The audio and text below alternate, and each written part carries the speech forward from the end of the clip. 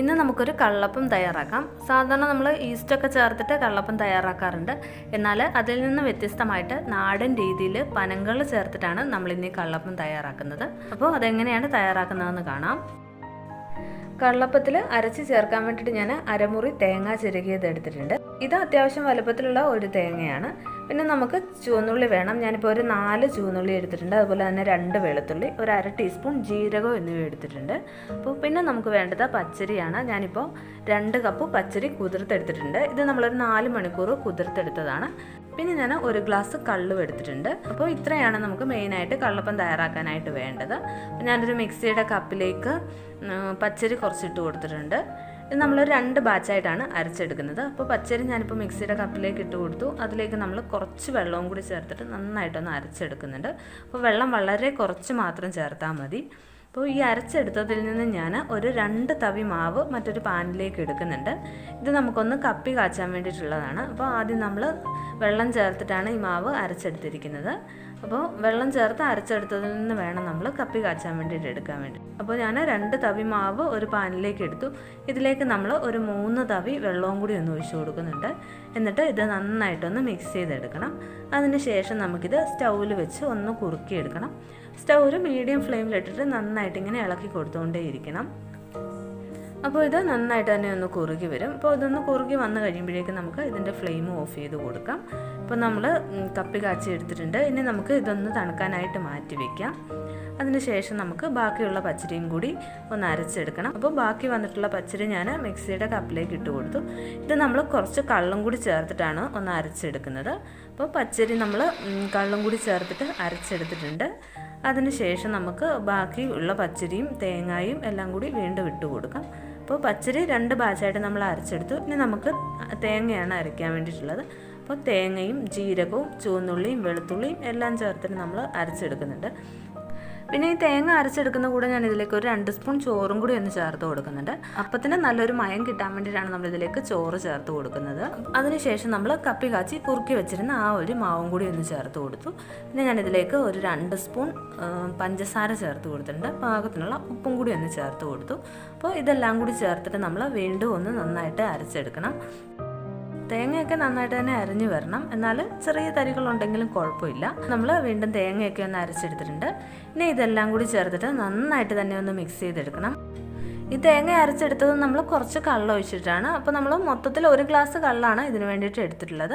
അപ്പോൾ ഇനി ഇതെല്ലാം കൂടി ചേർത്തിട്ട് നന്നായിട്ടൊന്ന് മിക്സ് ചെയ്തെടുക്കണം. പച്ചരി അരച്ചതും തേങ്ങ അരച്ചതും എല്ലാം കൂടി നന്നായിട്ട് തന്നെ ഒന്ന് മിക്സ് ചെയ്തെടുക്കുക. ഇത് നമ്മൾ അരച്ചെടുക്കുമ്പോൾ ഒരുപാട് അങ്ങ് വെള്ളം ചേർത്ത് അരയ്ക്കരുത്. മാവ് ഒരുപാട് ലൂസായി പോകാൻ പാടില്ല. ഞാനിപ്പോൾ 1 ഗ്ലാസ് കള്ള് ചേർത്ത് കൊടുത്തു. പിന്നെ നമ്മൾ ഇതിലേക്ക് കുറച്ച് വെള്ളവും കൂടി ചേർത്തിട്ടാണ് അരച്ചെടുത്തിരിക്കുന്നത്.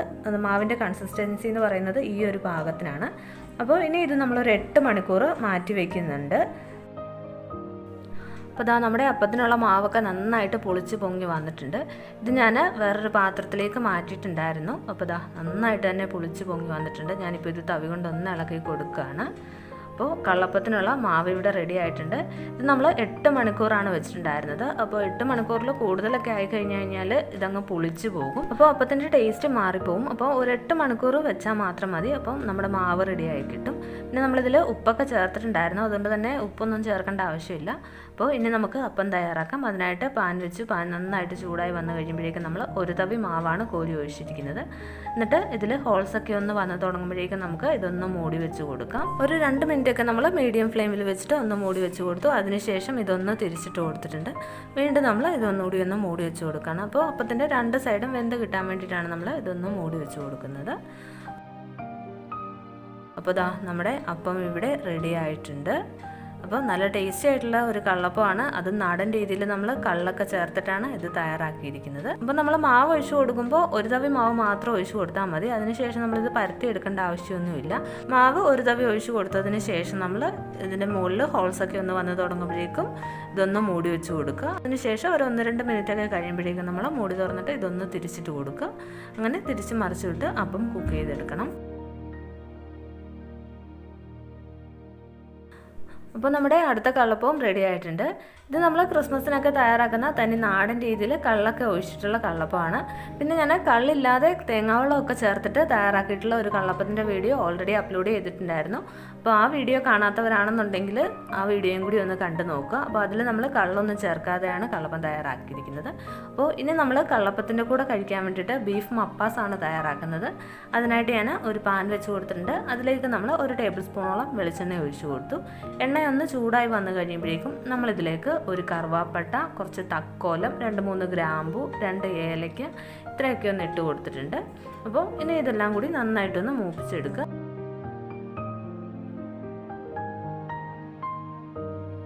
അപ്പോൾ ഇതൊക്കെ നന്നായിട്ടൊന്ന് മൂത്ത് വന്നിട്ടുണ്ട്. ഇനി ഞാനിതിലേക്ക് സവോളയാണ് ചേർത്ത് കൊടുത്തിരിക്കുന്നത്. അപ്പോൾ 2 മീഡിയം സൈസിലുള്ള സവോള നമ്മൾ നീളത്തിൽ അരിഞ്ഞെടുത്തതും കൂടി ചേർത്തിട്ട് ഒന്ന് വഴറ്റിയെടുക്കണം. അപ്പോൾ ഈ സവോളയൊക്കെ ഒന്ന് വാടി വന്നു കഴിയുമ്പോഴേക്കും ഞാനിതിലേക്ക് 1 ടീസ്പൂൺ ഇഞ്ചിയും വെളുത്തുള്ളിയും കൂടി ചേർത്ത് ചതച്ചതും കൂടി ഒന്ന് ചേർത്ത് കൊടുക്കുന്നുണ്ട്. അപ്പോൾ നമ്മളിതിലേക്ക് ഇഞ്ചിയും വെളുത്തുള്ളിയും ചതച്ചതാണ് ചേർക്കുന്നത്. അപ്പോൾ നമ്മൾ 1 ടീസ്പൂണോളം ചേർത്ത് കൊടുത്തു. അതിനുശേഷം നന്നായിട്ടൊന്ന് ഇളക്കി കൊടുക്കുക. ഇഞ്ചിയും വെളുത്തുള്ളിയുടെ ആ ഒരു പച്ചമണമൊക്കെ ഒന്ന് മാറി വന്നു കഴിയുമ്പോഴേക്കും നമ്മളിതിലേക്ക് പച്ചമുളകാണ് ചേർക്കുന്നത്. അപ്പോൾ മപ്പാസിൽ നമ്മൾ സാധാരണയായിട്ട് മുളക് പൊടി ചേർക്കാറില്ല. അതുകൊണ്ട് തന്നെ പച്ചമുളക് കൂടുതൽ ചേർക്കണം. ഞാനിപ്പോൾ ഒരു 10 പച്ചമുളക് ഇതിലേക്കൊന്ന് ചേർത്ത് കൊടുത്തിട്ടുണ്ട്. അത് നമ്മൾ 2ആയിട്ട് കീറിയാണ് ചേർത്തിരിക്കുന്നത്.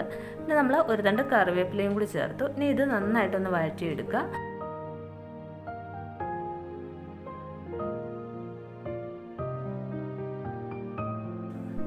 ഇപ്പോൾ സവോളയൊക്കെ നന്നായിട്ടൊന്ന് വാടി വന്നിട്ടുണ്ട്. അപ്പോൾ ഇനി നമുക്കിതിലേക്ക് പൊടികളാണ് ചേർത്ത് കൊടുക്കാനുള്ളത്. ഞാനിപ്പോൾ 1/2 ടീസ്പൂണോളം മഞ്ഞൾപ്പൊടി ചേർത്ത് കൊടുത്തു. പിന്നെ നമ്മൾ 1/2 ടീസ്പൂണോളം മല്ലിപ്പൊടിയും കൂടി ഒന്ന് ചേർത്ത് കൊടുക്കുന്നുണ്ട്.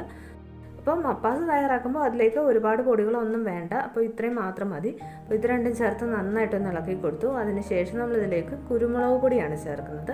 അപ്പോൾ മപ്പാസ് തയ്യാറാക്കുമ്പോൾ അതിൽ നമ്മൾ എരിവിന് വേണ്ടിയിട്ട് മുളക് പൊടി ചേർക്കാറില്ല. കുരുമുളക് പൊടിയുടെയും പച്ചമുളകിൻ്റെയൊക്കെ ആ ഒരു ഫ്ലേവർ ആയിരിക്കണം മുന്നിൽ നിൽക്കുന്നത്. അപ്പോൾ കുരുമുളക് പൊടിയും കൂടി ചേർത്തിട്ട് വീണ്ടും നന്നായിട്ടൊന്ന് ഇളക്കി കൊടുത്തിട്ടുണ്ട്. അതിനുശേഷം നമ്മളിതിലേക്ക് വേവിച്ച് വെച്ചിരിക്കുന്ന ബീഫാണ് ചേർത്ത് കൊടുക്കുന്നത്. അപ്പോൾ നമ്മൾ ഓൾറെഡി ബീഫ് കുക്കറിലൊന്ന് വേവിച്ച് വെച്ചിട്ടുണ്ടായിരുന്നു. അപ്പോൾ ബീഫ് വേവിച്ചപ്പോൾ നമ്മൾ അതിലേക്ക് മഞ്ഞൾപ്പൊടിയും ഉപ്പും കൂടി ചേർത്തിട്ടാണ് ബീഫ് വേവിച്ചിരുന്നത്. അപ്പോൾ ഈ ബീഫ് നന്നായിട്ടൊന്നും വെന്തിട്ടില്ല. ഒരു 4 വിസിലൊക്കെ ആയപ്പോഴേക്കും ഞാൻ ഓഫ് ചെയ്ത് വെച്ചിട്ടുണ്ടായിരുന്നു. അപ്പോൾ ഈ ബീഫ് വേവാൻ വേണ്ടിയിട്ട് വെച്ച ആ ഒരു വെള്ളവും കൂടി നമ്മൾ ഇതിലേക്ക് ഒഴിച്ച് കൊടുത്തിട്ടുണ്ട്. അതിനുശേഷം നമുക്ക് ഇതൊന്ന് മൂടി വെച്ചിട്ട് ഒന്ന് വേവിച്ചെടുക്കണം. അപ്പോൾ ബീഫൊക്കെ നന്നായിട്ടൊന്ന് വെന്തും കിട്ടണം. അതുപോലെ തന്നെ ഇതിൻ്റെ വെള്ളവും നന്നായിട്ടൊന്ന് വറ്റി വരണം. അപ്പോൾ ഇനി ഞാൻ ഇതൊന്ന് മൂടി വെച്ച് കൊടുക്കുകയാണ്. അപ്പോൾ ഈ വെള്ളം നന്നായിട്ടൊന്ന് വറ്റി വന്നു കഴിയുമ്പോഴേക്കും നമുക്കിതിലേക്ക് തേങ്ങാപ്പാൽ ചേർത്ത് കൊടുക്കാം. പിന്നെ ഇതിലേക്ക് നമ്മൾ ബീഫ് സ്റ്റോക്ക് മുഴുവനും ചേർത്ത് കൊടുക്കണമെന്നില്ല, കുറച്ച് ചേർത്ത് കൊടുത്താലും മതി. എന്നിട്ട് 2ാം പാലിൽ ഇതൊന്ന് വേവിച്ചെടുത്താലും മതി. ഞാനിപ്പോൾ ബീഫ് സ്റ്റോക്ക് മുഴുവനും ചേർത്തിട്ട് ഇതൊന്ന് വേവിച്ചെടുക്കുകയാണ് ചെയ്യുന്നത്. അതിനുശേഷമാണ് 2ാം പാൽ ചേർക്കുന്നത്. അപ്പോൾ ഇത് നന്നായിട്ടൊന്ന് വറ്റി വന്നിട്ടുണ്ട്. ഞാനിനി ഇതിലേക്ക് 1 കപ്പ് 2ാം പാലാണ് ചേർത്ത് കൊടുക്കുന്നത്. അപ്പോൾ 2ാം പാൽ ചേർത്തതിന് ശേഷം നന്നായിട്ടൊന്ന് ഇളക്കി കൊടുത്തിട്ട് വീണ്ടും നമ്മളിത് മൂടി വെച്ചിട്ട് ഒന്നുകൂടി ഒന്ന് വേവിച്ചെടുക്കണം. അപ്പോൾ 2ാം പാലിൽ കിടന്നിട്ട് ബീഫൊക്കെ നന്നായിട്ട് ഒന്നുകൂടി ഒന്ന് വെന്ത് കിട്ടണം.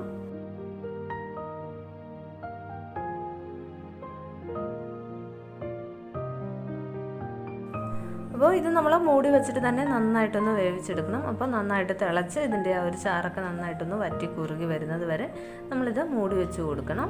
അപ്പോൾ ഇതാ നമ്മൾ 2ാം പാലൊക്കെ ചേർത്തിട്ട് നന്നായിട്ട് തിളച്ച് കുറച്ചൊന്ന് കുറുകി വന്നിട്ടുണ്ട്. അപ്പോൾ ഇനി ഞാനിതിലേക്ക് 1/2 ടീസ്പൂണോളം ഗരം മസാലയാണ് ചേർത്ത് കൊടുക്കുന്നത്. എന്നിട്ട് വീണ്ടും നന്നായിട്ടൊന്ന് ഇളക്കി കൊടുക്കുക. അപ്പോൾ ഗരം മസാല നമ്മൾ ലാസ്റ്റ് ചേർത്ത് കൊടുത്താലും മതി. അപ്പോൾ വീണ്ടും നമ്മൾ നന്നായിട്ടൊന്ന് ഇളക്കി കൊടുത്തതിന് ശേഷം ഇതിൻ്റെ ചാറുമൊക്കെ നന്നായിട്ടൊന്ന് വറ്റി വരുന്നത് വരെ വീണ്ടും നമ്മൾ ഒന്നുകൂടി ഒന്ന് മൂടി വെച്ച് കൊടുക്കുന്നുണ്ട്. ഇതിൽ ഞാൻ ബീഫ് വേവിച്ചപ്പോൾ ആദ്യം തന്നെ ഉപ്പ് ചേർത്ത് കൊടുത്തിട്ടുണ്ടായിരുന്നു. അതുകൊണ്ടാണ് പിന്നീട് ഒന്ന് ഉപ്പ് ചേർത്ത് കൊടുക്കാഞ്ഞത്. അപ്പോൾ നിങ്ങൾ ബീഫ് വേവിക്കുമ്പോൾ ഉപ്പ് ചേർക്കുക. അതിനുശേഷം സവോളയിലേക്കൊക്കെ വേണമെന്നുണ്ടെങ്കിൽ ഉപ്പ് ചേർത്ത് കൊടുക്കണം. ഇപ്പോൾ ഇതാ 2ാം പാലൊക്കെ നന്നായിട്ടൊന്ന് വറ്റി കുറുകി വന്നിട്ടുണ്ട്. ഇനി നമ്മളിതിലേക്ക് 1ാം പാലാണ് ചേർത്ത് കൊടുക്കുന്നത്. ഞാനിപ്പോൾ 1/2 കപ്പ് 1ാം പാലും കൂടി ഒന്ന് ചേർത്ത് കൊടുത്തു. അതിനുശേഷം നമ്മൾ ഇത് വീണ്ടും നന്നായിട്ടൊന്ന് ഇളക്കി കൊടുക്കുക. 1ാം പാൽ ചേർത്തതിന് ശേഷം ഒരുപാടങ്ങ് തിളച്ച് പോകുകയൊന്നും ചെയ്യരുത്.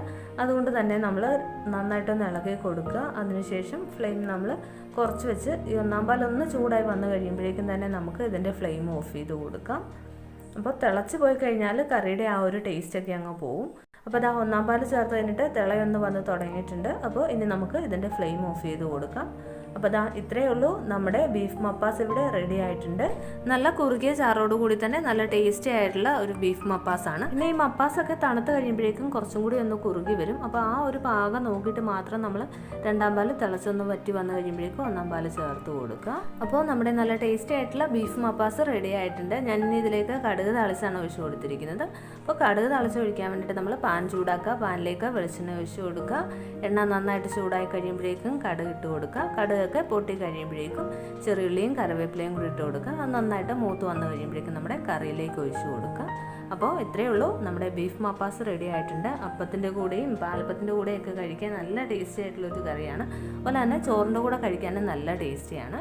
അപ്പോൾ കള്ളൊഴിച്ച് തയ്യാറാക്കിയ കള്ളപ്പവും നല്ല തേങ്ങാപ്പാലൊക്കെ ചേർത്ത ബീഫ് മപ്പാസും റെഡി ആയിട്ടുണ്ട്. അപ്പോൾ എല്ലാവരും ട്രൈ ചെയ്ത് നോക്കുക. ഇഷ്ടമായെങ്കിൽ ലൈക്ക് ചെയ്യുക, കമൻറ്റ് ചെയ്യുക. പിന്നെ ദിയാസ് ടേസ്റ്റി കിച്ചൺ എന്ന നമ്മുടെ ഈ ചാനൽ ഇതുവരെ സബ്സ്ക്രൈബ് ചെയ്തിട്ടില്ല എന്നുണ്ടെങ്കിൽ ചാനൽ ഒന്ന് സബ്സ്ക്രൈബ് ചെയ്യുക. അപ്പോൾ ഇനി നമുക്ക് അടുത്ത നല്ലൊരു വീഡിയോയുമായിട്ട് കാണാം. താങ്ക്